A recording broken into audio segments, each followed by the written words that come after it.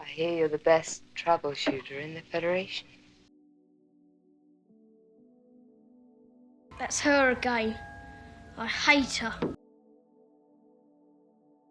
Roger Corman wanted to make the Magnificent Seven in space. That was literally the pitch, 7 mercenaries, but instead of the Old West, they're defending a peaceful farming planet from an evil warlord. And he has a weapon that can turn planets into stars. The budget was $2 million, which for a space opera with battles and ships and alien worlds is basically nothing. The special effects were done by a young guy named James Cameron. This was years before The Terminator, years before anyone knew who he was.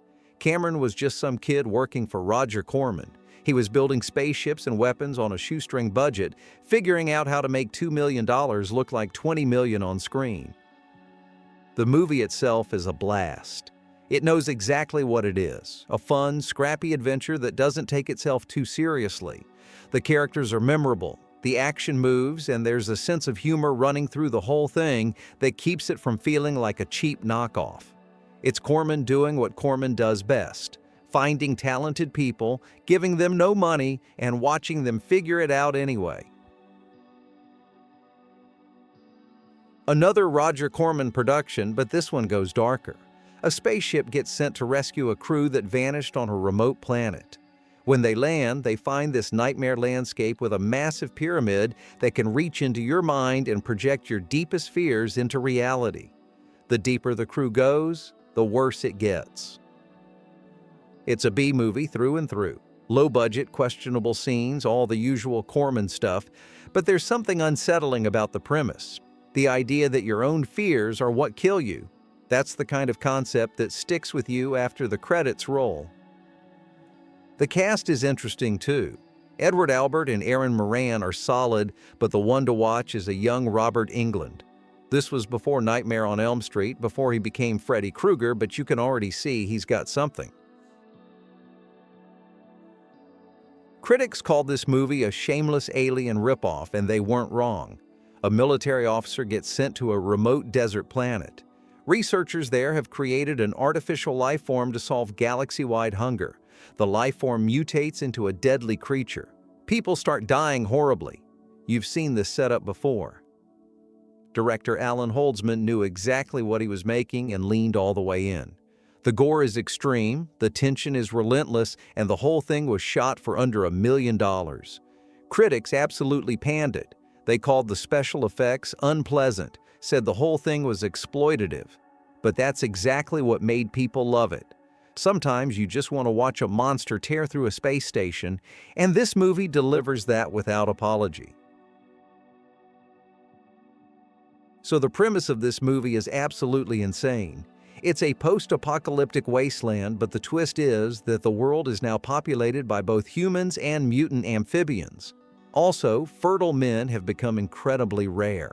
So rare that when the government finds one named Sam Hell, they're already desperate. They capture him and force him to rescue a group of fertile women from a mutant city called Frogtown. The star is Roddy Piper, the professional wrestler. And the movie is exactly as ridiculous as its plot suggests. It's low on logic, completely off the rails, packed with self-aware humor and mutant mayhem. It knows how absurd it is and commits fully to the bit.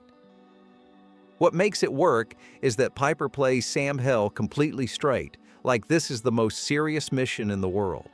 The movie was silly enough to spawn 2 sequels, Return to Frogtown and Max Hell Frog Warrior. A scientist named Zach Hobson wakes up one morning and discovers he's completely alone. Not just in his house, in the world. Everyone is gone and he has no idea what happened.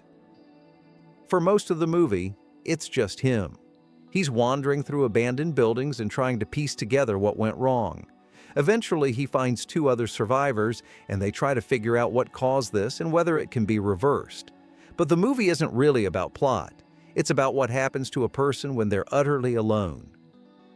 Director Jeff Murphy took $1 million budget and made something philosophical. This isn't a movie about monsters or space battles or mutant frogs.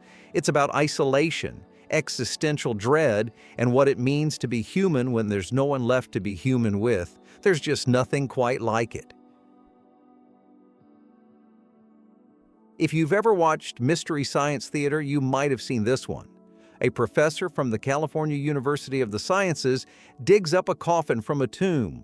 An earthquake cracks the seal, and he discovers that the mummy inside isn't Egyptian at all. It's an extraterrestrial.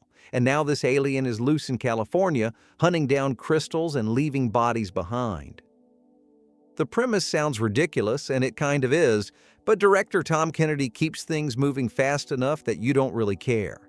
It's part sci-fi, part horror, and it bounces between the two with enough energy to hold your attention from start to finish.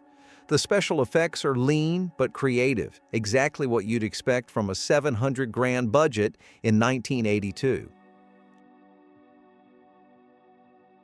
This is the movie that inspired Buffy the Vampire Slayer. A comet passes by Earth, which only happens every 65 million years.